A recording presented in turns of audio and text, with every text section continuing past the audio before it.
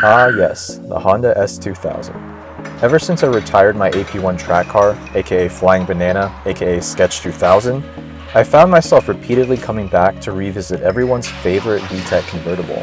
Maybe it's because a lot of my viewers are S2000 fanboys. Actually, I'm sure that's part of it, but I would also be lying if I said I didn't genuinely miss the car. I just have a natural affinity towards it. I like the way it looks, the way it sounds, the community, the reliability, the aftermarket support, how easy it is to work on, but most of all, I just really love the way it drives.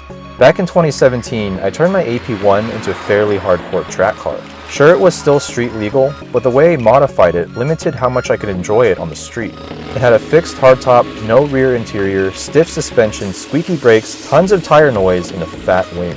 It was great fun on track, but my decision to consolidate to two cars, one being my garage-kept NSX, led me to replace the S2000 with something a bit more compromised. I never fell in love with my 987 Cayman S and sold it after just a year. The Porsche 997 I replaced it with has proven to be quite a maintenance nightmare in the first 6 months of ownership. Now that it's just about ready to finally hit the track, I decided to trade for a friend's lightly modified AP2 S2000 for a week to see if my decision to move to Porsche was justified. Now before I revisit the S2000's driving dynamics, I wanted to briefly thank the folks over at Insta360 for hooking me up with this 1x2 action camera. The 360-degree footage you're about to see was captured entirely with the 1x2. It's an extremely versatile camera that can not only capture immersive 360-degree footage at up to 5.7K resolution, but can also be used as two cameras in one. If you're a content creator looking to streamline your workflow, the 1x2's dual lenses can actually eliminate the need for two separate cameras and allow you to capture footage from different angles simultaneously. As cool as the 360 functionality is, I'm equally as excited about retiring a couple of my old GoPros and using the 1x2 to capture in-car footage. Insta360 is currently running a spring sales campaign where you can get discounts and free accessories across their product lineup. If you're interested and want to support my channel, click the affiliate link in the video description and take a look at what they have to offer. There is zero BS when I say I've been genuinely impressed by the Insta360 1x2's video performance, build quality, intuitive software, and huge range of accessories. Now back to the video.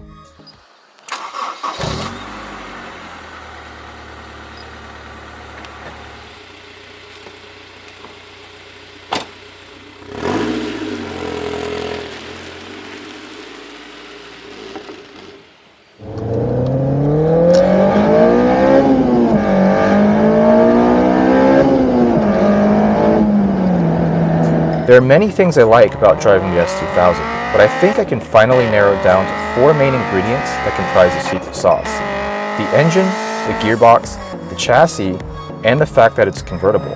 When I'm given the rare opportunity to enjoy all four at the same time, every other car vanishes from my mind.